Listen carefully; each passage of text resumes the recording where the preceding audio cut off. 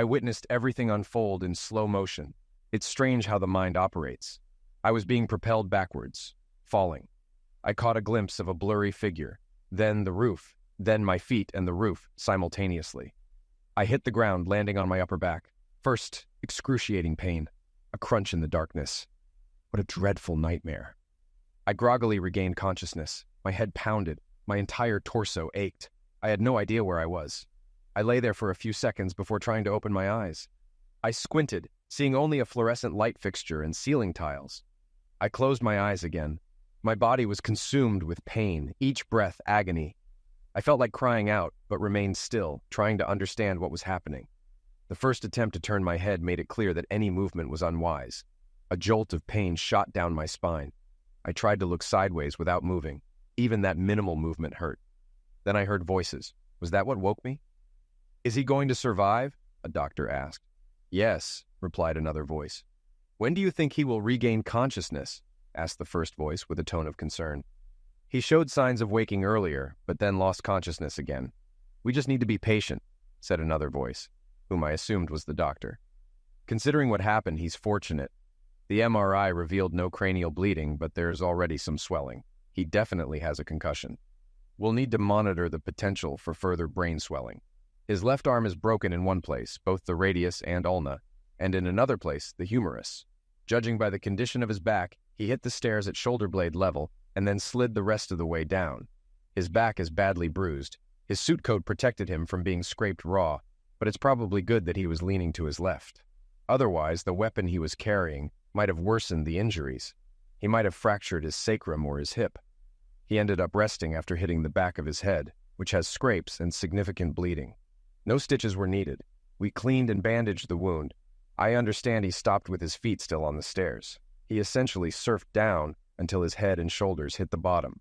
Voice 1 confirmed this. How he managed not to tumble, I have no idea. I guess he went most of the way down in midair. It was about 8 or 10 steps, said Voice 1. I didn't count, but I'll need it for my report. So, we have no idea when we might be able to talk with him, said the doctor. There was a pause. We're having the woman checked out. She was resisting, but I saw blood on her fingers and wanted to collect evidence before it got washed away. Also, the sufferer had 3 long gouges on his right forearm. Can you tell me if they were made from hand to elbow? Or vice versa? Asked another voice. I closed my eyes, trying to calm down. The monitor was beeping fast, but not accelerating.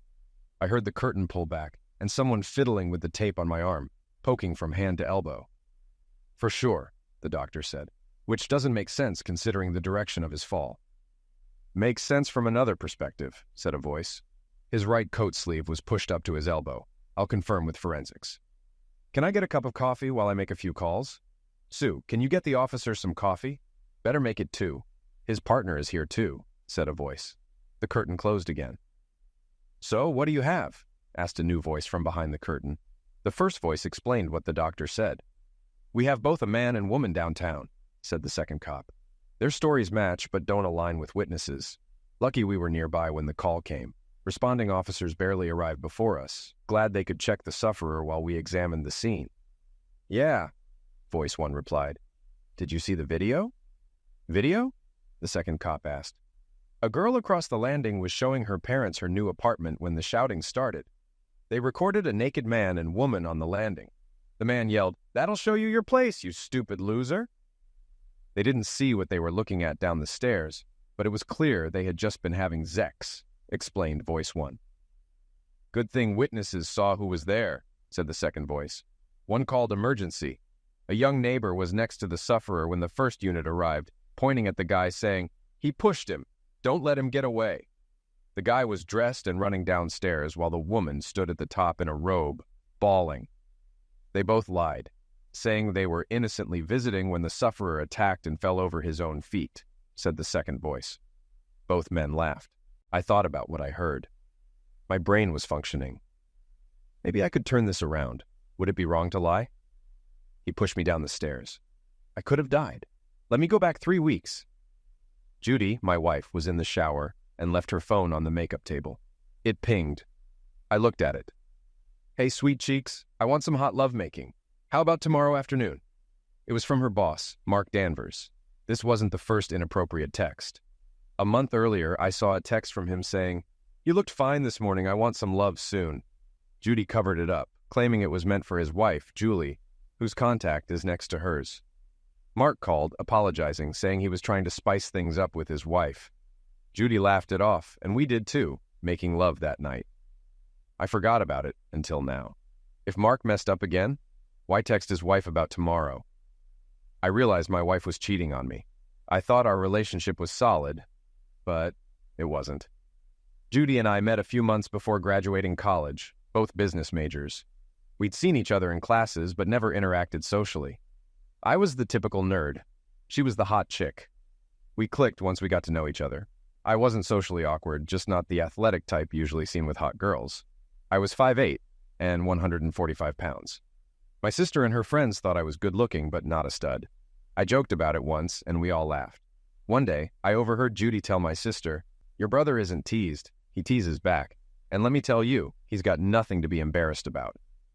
Becky and her friends were embarrassed. Judy wasn't seeking a rich guy. We got by, but we weren't wealthy. Judy's sales covered her business expenses, and I supported us with my sales rep job. After graduation, I continued my education to get a CPA and MBA, aiming to set up my own office. This meant working hard, often traveling to service distant accounts. Once I suspected Judy might be cheating, I paid closer attention. Mark and his wife were in their 40s with 3 kids. Judy and I hadn't started a family yet, though I wanted to. We had been discussing her going off the pill to get pregnant, but now I was glad we hadn't. I realized I'd never have a child with Judy. I had looked forward to lovemaking that night, but now I felt different. Judy was getting ready in the shower, knowing I'd start with mouth. When she came out, looking and smelling good, I wasn't interested. I lied about feeling unwell and went to the bathroom. She went to bed and I stayed up, researching how to spy on her phone. It was easier than I thought. I installed a spy app on her phone and downloaded her texts. Monitoring her phone, I found that Mark, her boss, was a prolific flirt. They managed to sneak away together a couple of times a week with flirtatious texts and calls. I saved copies of a particularly graphic phone conversation. I didn't need it to divorce Judy, which I intended to do soon, but I wanted undeniable proof she was cheating.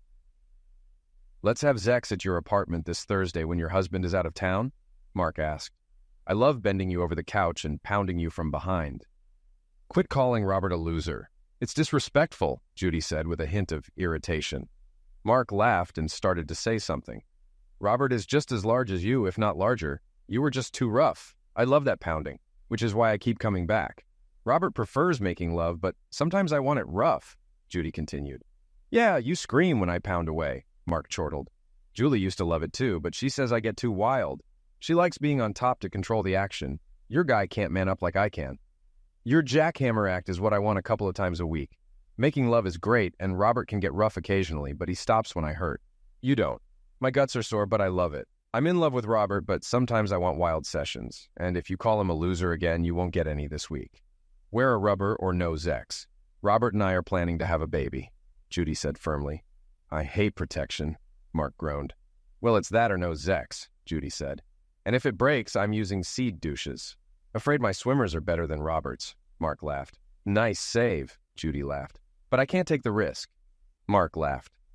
"All babies look alike at first? He'd be stuck raising my kid if his name is on the birth certificate." "That'd be funny." "No, they don't.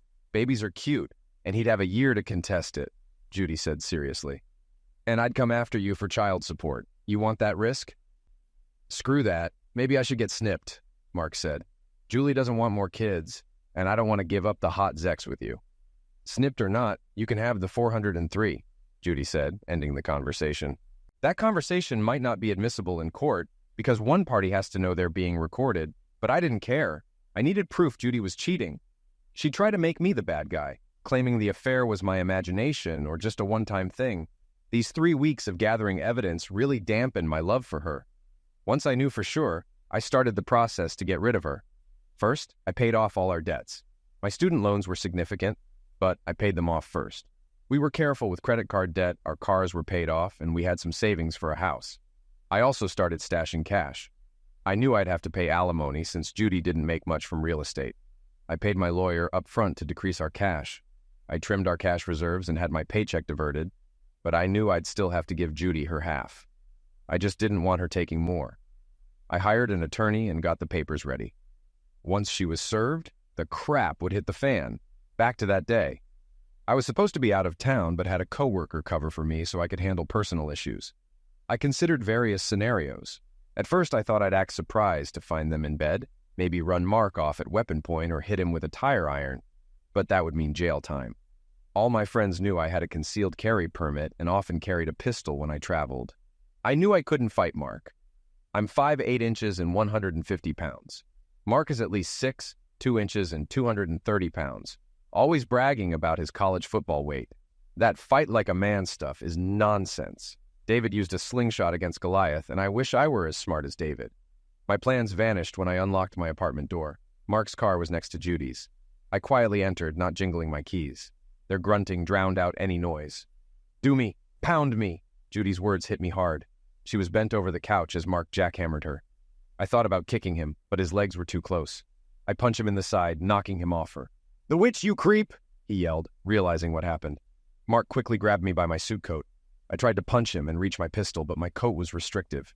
He shook me violently. My kicks barely affected him. Judy turned and grabbed my right arm, preventing me from drawing my weapon. Her nails gouged my arm, causing the 3 furrows. Mark half lifted me, charged across the living room, and threw me out the door. I flew down the stairs, hearing a crunch as I hit the ground.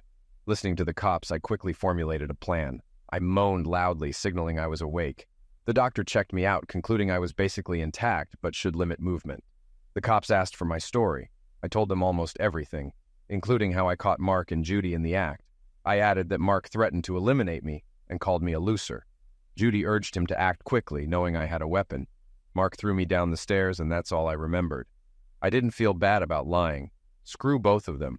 I hoped there was no contrary evidence. Forensics supported my story. Mark claimed he defended himself against my attack. He said he was visiting Judy because she felt bad, and I misunderstood. Judy said Mark pushed me hard and she grabbed my arm to stop me from striking him, causing the scratches. Investigators found Mark's seed on my pants, proving proximity. Smears of seed and vulvous fluids on my right leg showed I kicked him in the groin. I was facing him, not running. Mark wasn't charged with attempted felony, but with assault. He posted bail, costing him $5,000. I wondered if he thought it was worth it. I wouldn't know the full story for a while. My brothers didn't tell me everything until the doctors said I was out of danger to keep me calm. Shortly after giving my statement to the cops, I passed out. To me, it felt like no time had passed when I woke up in a dim room, thinking about my conversation with the cops. I decided how I'd respond to Judy and Mark if I saw them again. They were cheaters who wanted me dead, and I'd treat them accordingly. Just before passing out, I had planned to shoot Mark. If he ever approached me, I'd claim I thought he was coming to finish the job. A nurse was in the room, and then I saw Judy. I yelled, "Get her out! She tried to eliminate me! Get her out!" My brother rushed in. Judy, shocked and crying, protested, "I didn't hurt you. I love you." "You helped him throw me down the stairs," I yelled. They ushered Judy out, still protesting. I did want to talk to her, to hear her explain why she sought rough lovemaking elsewhere instead of talking to me. If she wanted rough role play, I would have been happy to oblige, but I couldn't condone her cheating. The doctors kept me in the hospital for a week due to my concussion, fearing brain swelling. My brothers visited regularly and camped out in my room the first couple of days. They could barely believe what I said about Judy. I whispered to John, "I exaggerated her role in trying to eliminate me." John looked puzzled. "Why would you do that?" "I can always back off later," I said. "For now, I want her to suffer. She cheated and destroyed our marriage. Tell Dave. I'm paranoid about recordings, so I won't say more here." John chuckled. "You're really something." The day I got out of the hospital, I told John how I bugged Judy's phone. "Tell her I'm hurt and angry, but we'll talk when I'm ready." John grinned. "Give her a little hope, like she gave you before crushing it." I was angry but still loved her, which made it hurt more. Julie, Mark's wife, visited me the day after I woke up. She had heard parts of what happened. When charges are filed, the details aren't publicized. Julie sat down, concerned. "Why was Mark arrested for assaulting you?" Mark had told her the same lie he told the police. He was visiting Judy, and I jumped to conclusions, leading to a scuffle where I fell down the stairs. He claimed innocence, unaware of the video or forensic evidence. I wondered if he was delusional, or hoping the neighbors wouldn't be questioned. "They were having lovemaking when I walked in," I told Julie. Julie nodded. Mark said you claim he was having an affair, but it was innocent. I'm not buying that. Do you have proof? I asked. Julie sighed. I have a prenup. I get 70% of the communal assets if he cheated, and I can prove it. I plan to sue him after his criminal trial. Contact an attorney and file for divorce to lock your assets so he can't use them for his defense. I have an audio recording of their affair, text copies, and a video of them unclothed on the landing after he threw me down the stairs. My clothes might have evidence too, I said. Julie looked shocked. You have all that? I nodded. I knew Mark liked rough lovemaking, and that convinced her. I have everything. Julie stood up, determined. I'm going to see my lawyer. Please help me get the rest of that evidence as soon as you can. I assured her, I will, Julie. Mark and Judy have no idea how much evidence there is against them. They're sticking to their lie, telling the cops I overreacted. Mark's probably doing damage control, maybe even hiding money. But you can get that back. Hopefully, what he forfeits to the bail bondsman comes out of his share. Julie hugged me and wished me well before leaving. I had met her at Mark's parties. She was nice and didn't deserve the mess coming her way. Neither did I. The day after leaving the hospital, I was at my family's fishing camp, planning to take medical leave and use my vacation time. My boss knew the situation and was finding a way for me to work remotely. As I recuperated and still got paid, I thought about how I turned their cheating into a crime. I had been pushed down the stairs, not due to my own clumsiness. Mark might have just wanted to get his pants on without getting shot, but I didn't care. I wanted to go for his jugular. That morning, I canceled our credit card, leaving Judy her half of the balance, which wasn't much. I waited to avoid tipping my hand too early. Now, I wouldn't provide a penny for Judy until the court ordered me to. Rent and utilities were paid, but she'd get nothing more.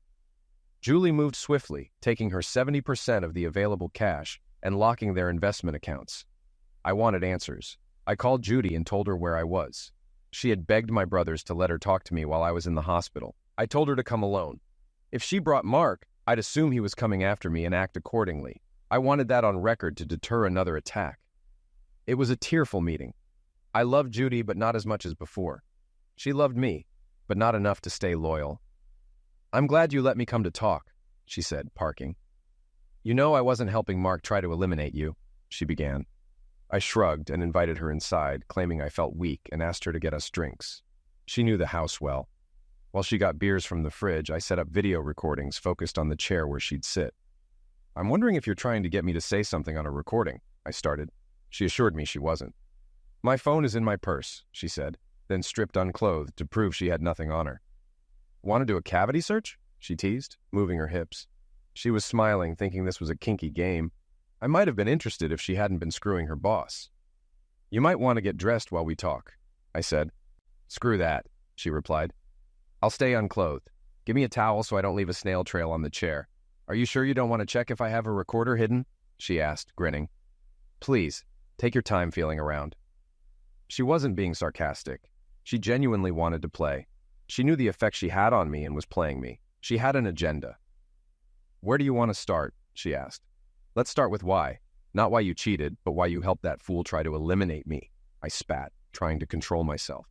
I wasn't trying to help him, Judy said tearfully. I was trying to protect myself. I had no idea he'd push you. I wanted to stop you from shooting him. Even when he pushed you outside, I thought he'd just close the door so we could get dressed and deal with it. But then he threw me down the stairs, I finished. She nodded, looking horrified and guilty. I was afraid you were dead. He pushed you so hard you flew into the air. When I saw you lying there, not moving, I was terrified. You didn't even check on me. The police said Cheryl from next door was kneeling by me, while you stood on the landing in a robe, crying, I said. You went inside, Mark got dressed, and you made up a story about me misunderstanding the situation and attacking him. No mention of catching you two having lovemaking. I didn't describe it that way, Judy paused. How do you know what we said? The cops interrogated me. They heard two people tell one story and I told another. With a head injury, they wanted to make sure I didn't misinterpret things. They charged Mark with assault, not attempted felony. Why did you lie for him? I was scared, Judy said. Mark told me if you had a head injury, you might not remember anything. We made up a quick story. Mark thought he could get away with it. You were willing to go that far to cover for him? I asked, aghast. He said he'd make it up to me. If the truth came out, he'd lose everything and we'd both go to jail, Judy sobbed. If you survived, It would be your word against ours. We had to keep up the lie even after we knew you'd be okay. Mark kept saying maybe you'd have amnesia. Do you remember everything? I said, You're worried about his prenup with his wife, aren't you? I already told her what I saw. She needs proof to invoke it. Your word isn't enough, Judy said. Mark asked me to tell you he'll pay you $250,000 each. If you change your story about him pushing you and us having lovemaking, we can use it for counseling. I'll quit my job and we can get back together. I hadn't expected this. Nonsense, I spat. Do you think I'd cover for him? Plus, his wife would find out if he moved that kind of money. He can't buy a candy bar without her knowing. He's been hiding money in an offshore account for years, Judy said. He's been putting money in a royal bank account in Grand Cayman under his oldest son's name. He'll give us some if you change your story. Please, Robert, we can have a nest egg and get back to where we were. Mark means nothing to me. You are what I want. I want a family with you, she pleaded. I chuckled. Do you see the holes in your story? Even if I lie and say I was confused, do you think Mark would pay us? He'd laugh at how he fooled me again. He made me a loser, and now I'd be a dumb loser changing my story. He'd never confess to you about hiding money. He knows you're gullible and hopes I am too. If it were true, he'd keep it secret. Judy looked thoughtful, then shook her head. I'm sure we can trust him, she said. Before I consider anything, I need to see the bank transfer, including routing and account numbers, proving the account exists. Then I might consider letting him go for $100,000. Okay, now for part 2, I said. Why did you let that guy in your pants in the first place? What did I do to deserve that? Not man enough for you anymore? She teared up slightly. How long have you known? When did you find out? I shook my head silently. You did nothing wrong.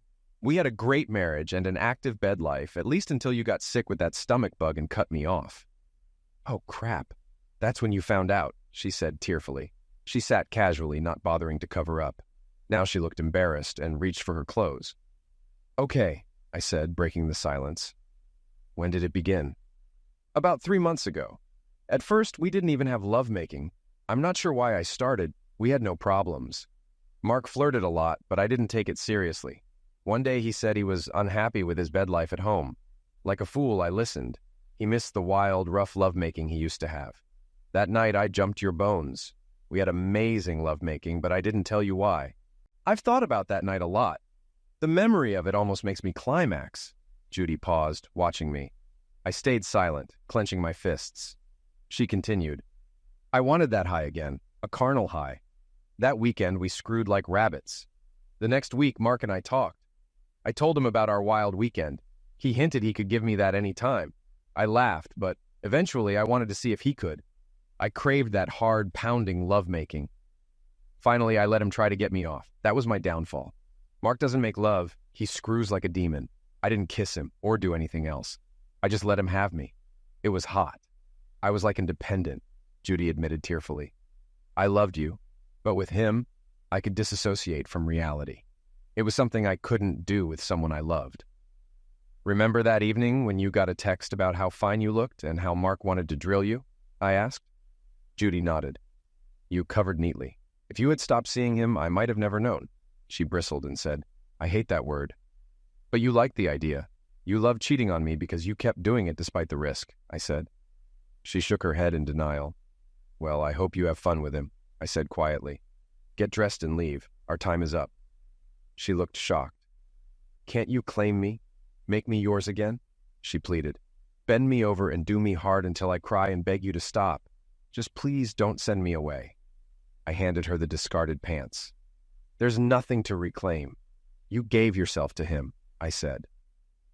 Without another word, she put on her pants, picked up her shoes and purse, and walked outside.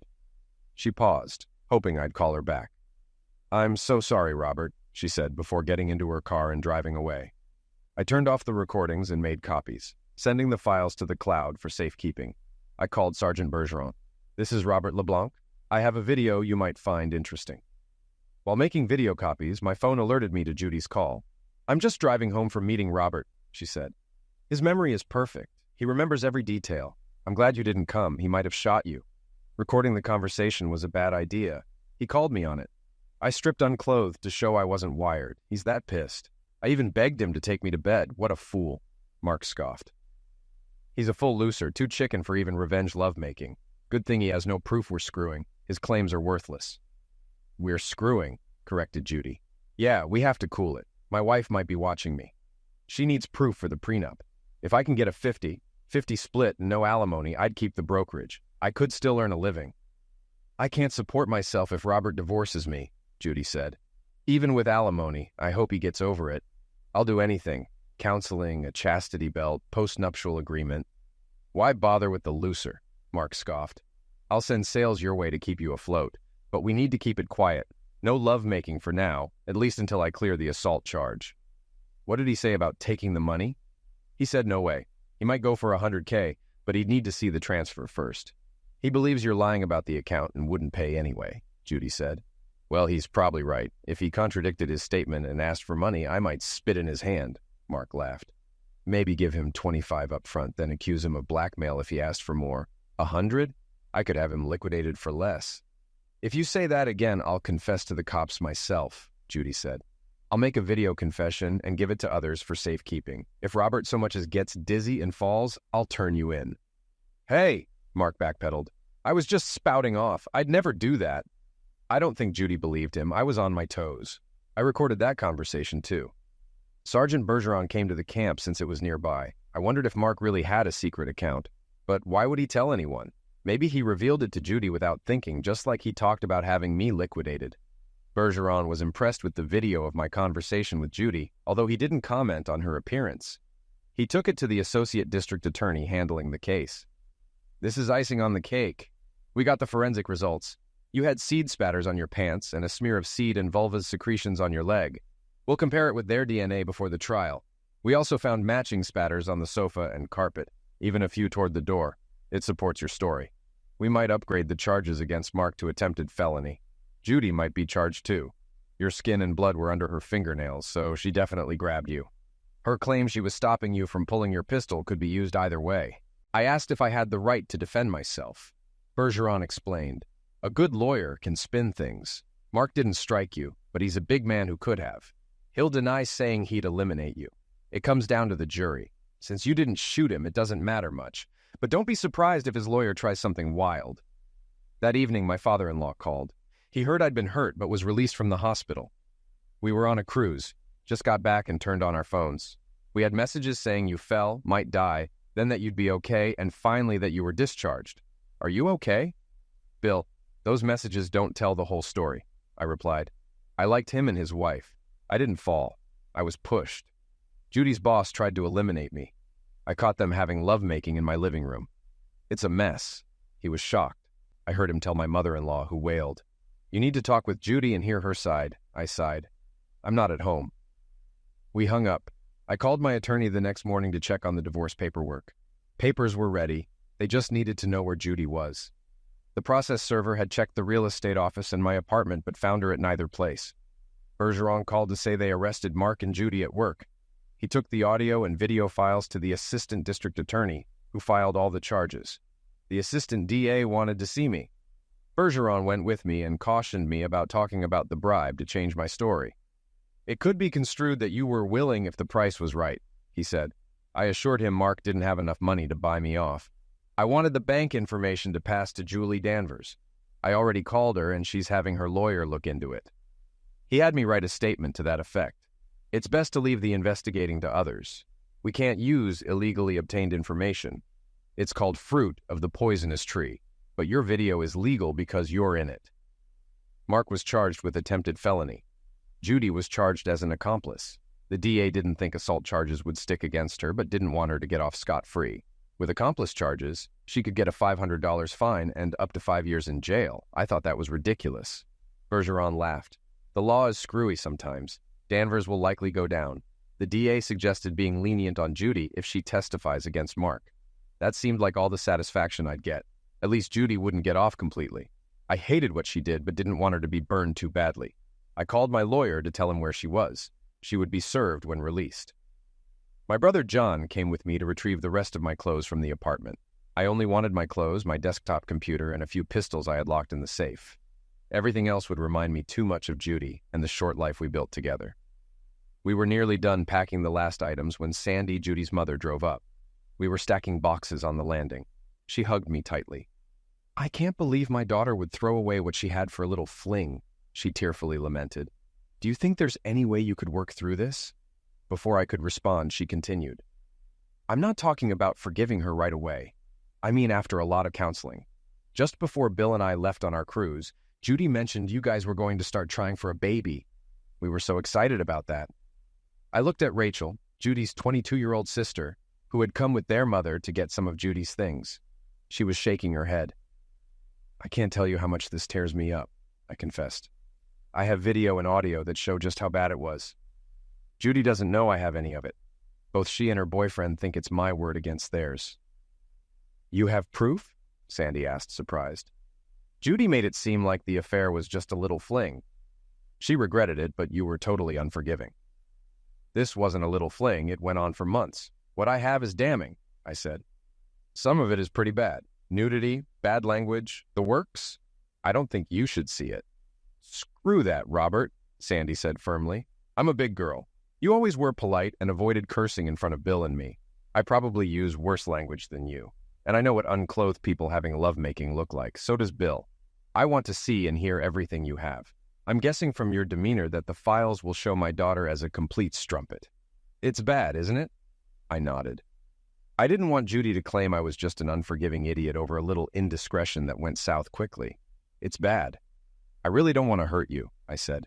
"I told you I want to see what you have," Sandy insisted. "Cheating pisses me off. I don't care if it was you or Judy. I had plenty of chances to screw around on Bill over the years. Some of the offers were tempting, but I never did." I agreed to give her the audio portion of my meeting with Judy and the other audio files. "Judy is going to need your support," I said. "She's in for a tough legal battle." Sandy nodded. "We'll support her, but that doesn't mean we'll condone what she did," Sandy said. I told them I was moving out and Judy could stay, but Sandy said Judy would live with them for now. At Rachel's insistence, she went to pack some of Judy's clothes. "Damn, this is some crap," Rachel said. I agreed. "You only know part of it." "I was 17 when you and Judy got together. I was dating a guy on the football team. Not having lovemaking, just going out. Mom made a big deal about how Judy hit the jackpot. She found a great guy who would stick by her forever like Dad. You weren't big and handsome, but decent looking and hot in your own way. Someone a girl could count on to love her. Smart and loyal." I laughed. "You're making me sound like a border collie." "A-hole," Rachel said, grinning. "You know what I mean. I got to know you. I envied my sister. I dated guys looking for someone like you, never found one." Rachel hugged me. "I'm just going to say it. If my sister is so dumb she'd give you up, I want you. I've loved you for a long time. I just want you to know I'm here."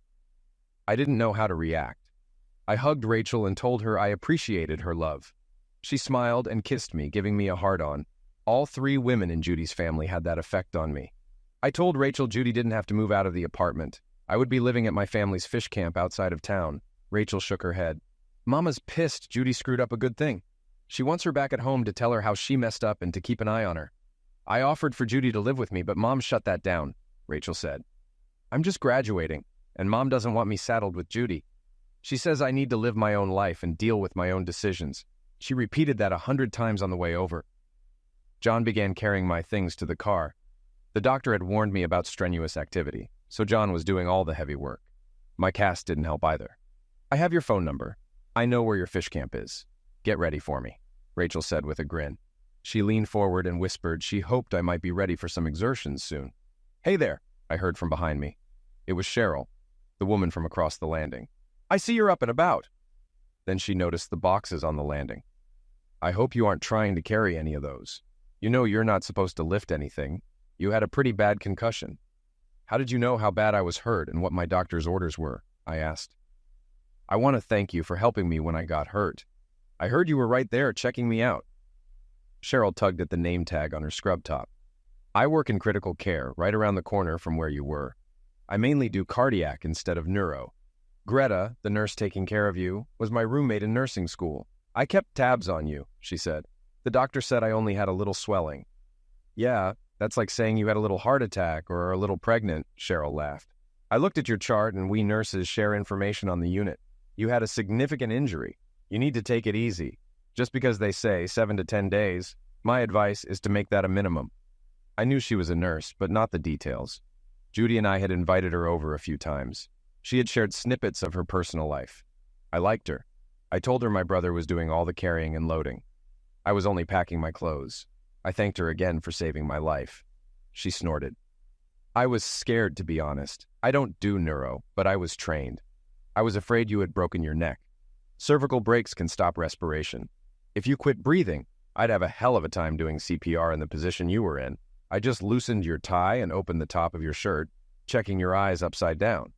Like that was helping your cranial pressure. But I couldn't do anything to help that. I had nothing to stabilize your neck, so moving you was out of the question. I was glad you didn't start to wake up and move around, but the ambulance arrived pretty quickly. Do you still have the video you took? I asked. She said her mother had taken all the pictures and videos, but she had copies. She asked for my phone number so she could forward them. I watched the video. Rachel looked at it as well. Well, there's no doubt what they were doing. Judy is going to freak out when I tell her about seeing her freshly drilled look, Rachel giggled. Cheryl said, I'm guessing you are Judy's sister. You look like her. We stood there for a minute. Then Cheryl gave me a hug, whispering in my ear, You have my number now. Call me when you want to talk to someone out loud, she said. Take care of yourself, Robert. Do everything slow and easy. No exertion. She turned and went to her apartment. I wasn't sure if she put a little extra wiggle in her step or if it was just my imagination. John was amused as we drove away. Your mother-in-law would jump your bones in a heartbeat if she were single. She is one classy lady, but loves her husband and won't cheat. I looked over at him. Judy's sister wants you too. Now, she'd jump into your bed quick. All you gotta do is let her... I shook my head. Plus that neighbor, the nurse. She wants you too. You think? Wasn't I listening? Yeah, kinda messed up. But you have options, little brother. He laughed halfway to the fish camp. I wanted the divorce to be as easy as possible. I wanted to get it done quickly. I had my lawyer offer Judy that I would pay half her rent and utilities if she stayed in the apartment alone. I'd even pay half her grocery bill as long as it was food bought for her alone and not takeout or at a restaurant. I'd even keep her on my cell phone plan. I offered this support for 2 years, saying she could use that time to get on her feet. Judy's lawyer quickly computed this was far more in her favor than the percentage of my income the law specified. I knew he told her how restrictive it would be, but she accepted my terms and signed. Of course, Judy had bigger things to worry about than our impending divorce. She had been accused of being an accomplice after the fact for helping Mark attempt felony. She was released on her own recognizance. She hadn't been charged the first time, only questioned. Mark Danvers did not fare so well. The charge of attempted felony called for another bail to be set and a percentage paid. Mark only had a little cash available. Julie had taken her 70% of their cash and sealed their investment accounts. He couldn't touch any of that money. He didn't have the $1,000 to pay the bondsman fee. His lawyer was trying to get him a signature loan. Apparently, having the community assets locked in a divorce made it difficult to use as collateral. I laughed, imagining him stewing in a jail cell. Mark considered himself a mover and a shaker. Now he was being moved and shaken. Julie was as vindictive as me.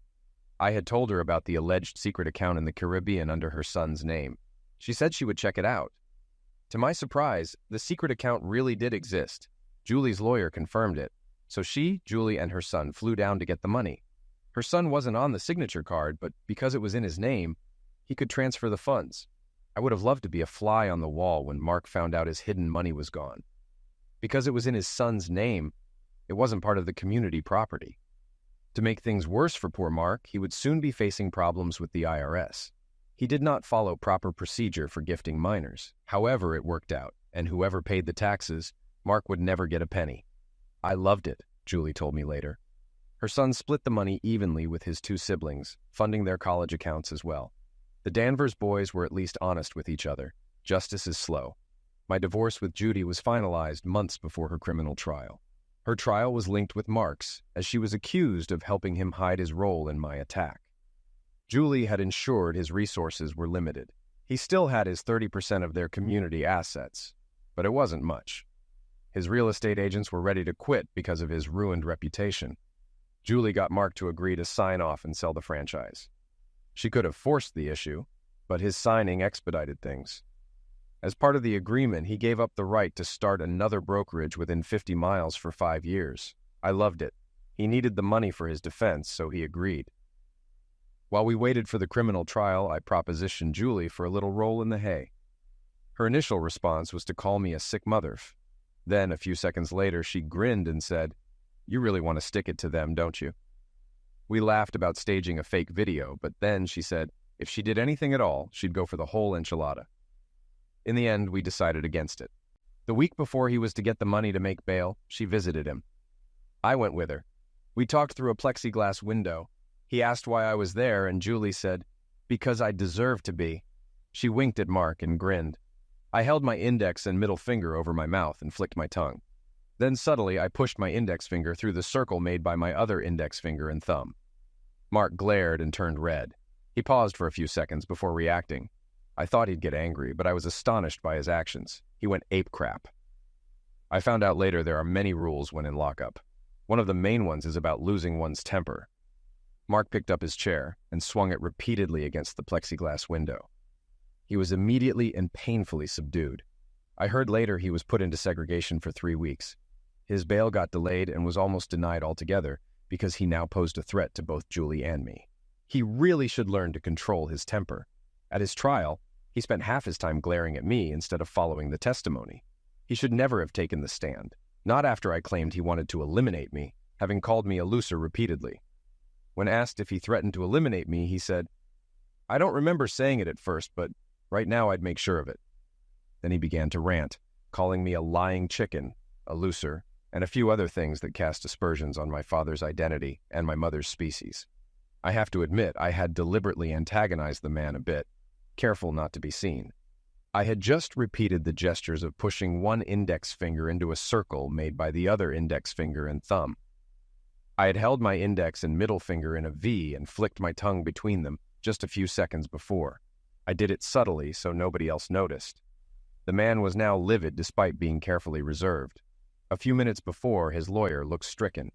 The forensics bore out the fact he had indeed attacked me and moved me some 15 feet to the top of the stairs, where he threw me to my pass-away. Now saying he would eliminate me if he could did not help his case. Mark's lawyer was fairly good. The lawyer tried to convince the jury Mark was justifiably upset, as his only real crime was having lovemaking with a married woman and defending himself from an angry husband with a weapon. Mark had lost his career, his marriage, and his freedom. He had been stricken a few times in jail. His present state of mind was influenced by PTSD, so his actions should be forgiven. The lawyer managed to cast enough doubt. Mark only got sentenced to 10 years in jail rather than a possible 15. Even after he got angry at me in court, Judy was called back to the stand to repeat her testimony. She never heard Mark threaten to eliminate me in the apartment, but on cross by the DA, she admitted he had said he might hire somebody to eliminate me. She was very upset at Mark's violent rant in the courtroom. She had said earlier that it was Mark who had originally concocted the story of how he was merely visiting her, and I overreacted, then ran. When Mark stood up to confront me, she admitted the fall was not accidental, but a very deliberate action on Mark's part. At her own trial, she repeated that testimony, saying she was terrified at the time and thought I was dead. She agreed to support Mark's lie. She was sentenced to a year in the parish jail, but the DA suggested it be suspended. The judge disagreed and wanted her to serve 3 months at least, considering her original false statement to the police. Judy came to see me when she got out. She wanted to apologize for cheating on me. We had not talked in private since the day we talked at the fish camp. "I also want to thank you for not spreading the video you took when we talked," she said. "It was bad enough you gave Mom the audio portion. I was a strumpet to strip and beg like that. But I wanted to be your strumpet. Mom gave me a little crap about that. But she really read me the riot act for cheating on you and destroying our marriage. It was bad enough just knowing what I did. But she saw the video Cheryl's mom took. She told me if you weren't such a gentleman, you'd have let everybody see me unclothed and freshly screwed, disgracing the whole family. I knew she would. Is there any way we can get back together? I was hoping with counseling or a postnup. Well, it would be a prenup now." I shook my head. A prenup did not stop Mark. "I'm not Mark. I got stupid. I should have talked to you. Can we stay friends? I mean, we'll need to if you date my sister. Rachel told me she wants to get with you someday." I told her I had written that off as well. Judy left after wishing me well and hoping I would forgive her someday. While I liked Rachel and the whole family, there was no way it would work. It would only cause friction in the family eventually. And although I was still hurt by her disrespect, I did not want her family to suffer. I wondered how Mark was handling life in jail. I laughed at the thought, betting he got into a fight or two. I'm trying to find out how he's doing. Julie said she's going to visit him with her boys. Since 2 are under 18, she has to go along. She wants to ask him if he's giving heads to fellow inmates when the boys can't hear. I did hear about Mark. A few months later, he was moved to a new unit after being in segregation. I didn't know what he did, but they apparently did not like his attitude. He was found unconscious in a corner of the shower room, obviously kicked repeatedly in the groin. Most of his toiletries were shoved up his rectum, a full bar of soap, followed by his toothbrush and toothpaste. Once those were removed, it was clear he had been sodomized first. I sent him a smiley face greeting card saying, "If you think I paid someone to do it, well, you are absolutely right." Throughout my court hearings, I made some friends who had connections in the jail administration. They knew people behind bars who really needed cigarette money. Although she called me several times trying to change my mind, I never did date Rachel, Judy's sister. She argued her parents thought it wouldn't be a problem, and Judy was on board with us getting together, but I knew it would eventually cause friction. I broke off all contact, though I occasionally saw one of them around town.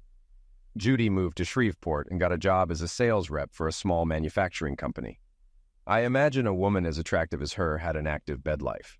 I also had an active bed life with Cheryl. Cheryl and I dated, and then she moved in with me. A year later, we got married and decided to have a baby right away. Good communication is crucial for us, and she shares my views on fidelity. I know I'll have to be careful someday. When Mark gets out of prison, I half hope he gets shivved. Maybe I need to spend some more cigarette money. Okay, I'm still a bit of a prick, but only to those who try to hurt me.